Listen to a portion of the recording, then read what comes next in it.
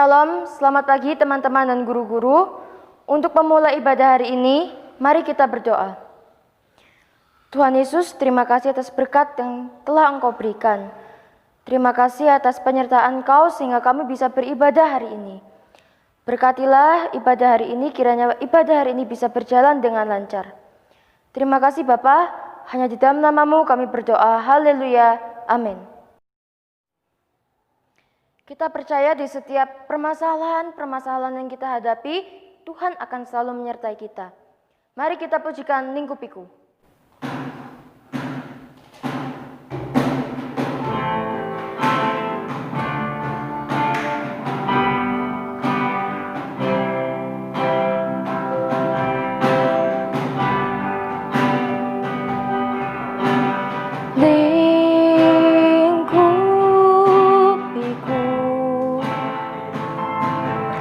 Dengan sayap-Mu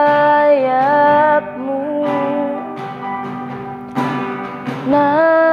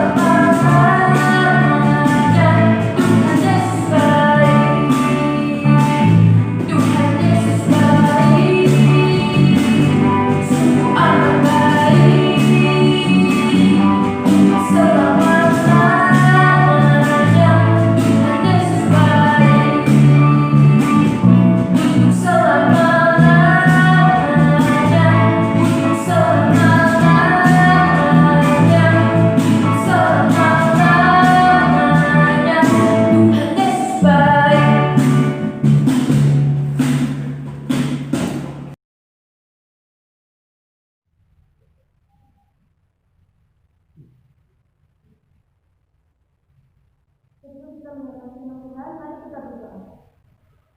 Tuhan Yesus, berkatilah kami yang sudah menyelamatkan mendengarkan firman-Mu. Engkau yang tolong supaya firman-Mu bisa tertanam di dalam hati kami bisa melakukan firman-Mu dimanapun dan kapanpun kami berada. Kiranya kami bisa menjadi terang-Mu Bapa, dan dalam nama-Mu kami berdoa. Amin. Halo, selamat pagi Mister dan teman-teman yang saya kasih dalam Kristus. Pagi ini dalam ibadah kita akan bersama-sama belajar kebenaran firman Tuhan. Dan sebelum itu, mari kita berdoa. Mari kita tunduk kepala, satu hati, pusatkan pikiran kita kepada Tuhan. Bapa, kami mengucap syukur Tuhan atas berkat yang Kau berikan kepada kami di dalam kehidupan kami sehari-hari. Di tengah-tengah kondisi pandemi ini Tuhan, Engkau izinkan kami untuk tetap dapat belajar meskipun dari rumah kami masing-masing. Dan di dalam ibadah kami pada pagi ini Tuhan, kami akan bersama-sama belajar kebenaran firman Tuhan. Biarkan kami Tuhan dapat memahami apa yang menjadi kehendak-Mu di dalam firman-Mu ini Tuhan, sehingga kehidupan kami berikutnya setelah ibadah kami pada saat ini dapat menjadi lebih baik. Kiranya Engkau urapi setiap hati kami dan pikiran kami Tuhan, untuk dapat menerima firman-Mu, sehingga firman-Mu dapat tertanam di dalam hati dan pikiran kami. Dan di dalam nama Yesus kami berseru untuk berdoa. Amin. Nah, firman Tuhan yang akan kita pelajari pada saat ini terdapat dalam 1 Yohanes 2 ayat 1 dan ayat 2. 1 Yohanes 2 ayat 1 sampai dengan ayat 2 akan saya bacakan untuk kita sekalian.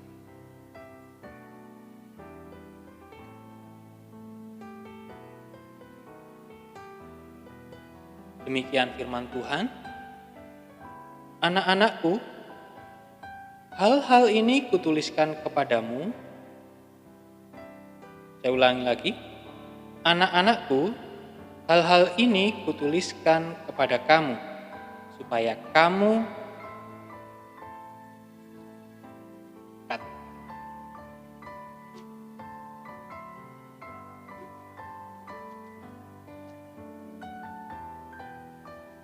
Satu Yohanes pasal 2 ayat 1 sampai dengan ayat 2, demikian firman Tuhan. Anak-anakku, hal-hal ini kutuliskan kepada kamu supaya kamu jangan berbuat dosa.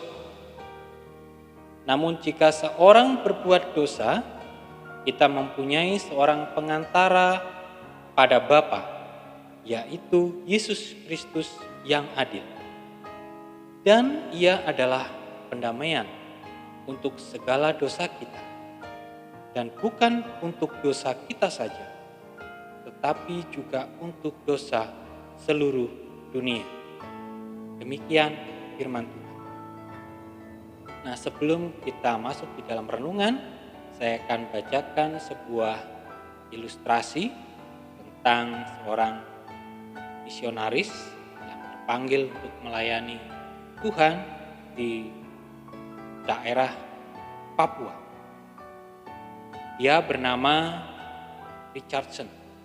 Pada saat ia berusia 20 tahun di tahun 1955, di salah satu suku kanibal di Papua, yaitu suku Sawi. Dia menerima panggilan Tuhan untuk pelayanan di sana bersama istri dan bayinya. Suku kanibal, sekali lagi ya, suku kanibal. Kita tahu suku kanibal itu adalah orang-orang yang tega untuk membunuh bahkan memakan daging manusia. Setelah hidup beberapa tahun bersama mereka, ia mengalami kesulitan besar untuk menjelaskan tentang konsep perdamaian Allah melalui kematian Kristus. Apa hubungannya? Dia sulit untuk menyampaikan kepada orang-orang di sana. sampai pada suatu waktu ia memahami satu hal yang terjadi dalam kehidupan orang suku Sawi ini, yaitu orang suku Sawi akan sulit untuk mempercayai perkataan dari musuhnya. Kecuali satu hal, jika seorang pria menyerahkan anak laki-laki kepada musuhnya, maka ia dapat dipercaya. Inilah yang kemudian disebut Richardson sebagai redemptive analogy dalam sebuah bukunya yang terkenal, yaitu Anak Perdamaian.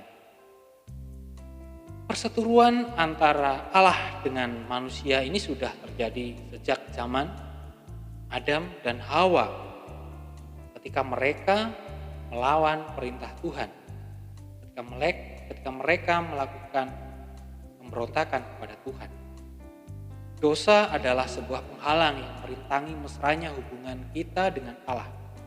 Yohanes mengatakan bahwa Yesus adalah pendamaian untuk segala dosa kita dan dosa seluruh dunia. Yesus adalah anak perdamaian yang mengakhiri perseteruan tak berujung akibat dosa yang dilakukan oleh manusia. Melalui kematian Yesus, maka hubungan antara manusia dan Allah diperbaiki, persatukan lagi, dihubungkan, dibuatkan link, gitu ya. Nah, perdamaian yang dibawa Kristus seharusnya berimbas pada keseharian kita, khususnya dalam hal pengampunan dan pendamaian, entah dengan orang lain, teman-teman, saudara, lingkungan kita, dengan Bapak Ibu guru, dan diri kita sendiri. Seringkali kita ini menjadi baper yang berlebihan dan kemudian dikuasai benci terhadap orang lain maupun terhadap diri kita sendiri. Terlalu mempersalahkan diri kita sendiri, rasa bersalah yang berlebihan. Ujung-ujungnya kita kehilangan harapan, kita frustasi, dan kita juga semakin jauh dengan Tuhan. Itulah karena kita gelap mata. Kita tidak lagi bisa berpikir dengan jernih. Kita mengikuti apa yang kita pikirkan, kita mengikuti apa yang kita rasakan. Emosi yang tidak bisa kita kendalikan. Sehingga kehidupan kita juga sulit terkendali. Nah, oleh sebab itu dalam firman Tuhan pada saat ini kita diingatkan kembali untuk bisa berdamai. Kita mulai dengan berdamai dengan diri kita sendiri, berdamai dengan teman-teman di sekitar kita, berdamai dengan keluarga kita di rumah, papa, mama, kakak, adik, dan sebagainya. Dan juga kita berdamai dengan kondisi pandemi ini. Bagaimana kita berdamai? Tetap kita mengikuti protokol kesehatan 3M, ya. Mencuci tangan dengan air mengalir, memakai masker, dan menjaga jarak ketika kita berada di luar rumah. Baik saudara-saudara, mister, dan teman-teman sekalian, jangan izinkan perasaan kita yang berkuasa di dalam diri kita. Mari kita undang Tuhan untuk berkuasa, bertahta di dalam hati dan pikiran kita. Sehingga apa yang kita perbuat sehari-hari bisa menjadi pendamai bagi orang-orang di sekitar kita. Tuhan menolong kita. Amin. Kita sekali lagi berdoa, kita ucap syukur pada Tuhan. Terima kasih Bapa, pada pagi ini Engkau sudah ingatkan kami untuk dapat berdamai dengan orang-orang di sekitar kami. Lebih-lebih lagi Tuhan, berdamai dengan Engkau. Mendekatkan diri lebih intim lagi dan lebih mesra dengan Tuhan. Dan kami juga mengundang supaya kuasa Tuhan bertahta di dalam diri dan hati kami. Sehingga apa yang kami pikirkan, apa yang kami katakan, dan apa yang kami lakukan di dalam kehidupan kami tidak mengikuti hawa nafsu dan pikiran kami sendiri, melainkan mengikuti kehendak Tuhan. Kami serahkan seluruh kehidupan kami serahkan kegiatan kami di sekolah, kami serahkan Bapak Ibu guru kami serahkan orang tua kami di dalam tangan Tuhan. Sehingga kedamaian itu boleh terjadi di dalam hati kami masing-masing menghadapi masa pandemi yang berat ini. Sehingga Tuhan pulihkan kami agar kami juga dapat kembali melakukan kehidupan secara normal. Belajar di tengah-tengah pandemi untuk melakukan hidup dengan kebiasaan baru 3M yang sebetulnya itu tidak terbiasa kami lakukan, tapi demi menjaga kesehatan kami masing-masing, maka kami harus melakukan itu Tuhan. Dan kami juga berdoa supaya pandemi ini segera berakhir, sehingga kami boleh kembali lagi sekolah seperti sedia kala. Terima kasih Tuhan, hanya di dalam nama Tuhan kami Yesus Kristus, kami serahkan seluruh doa-doa kami. Amin.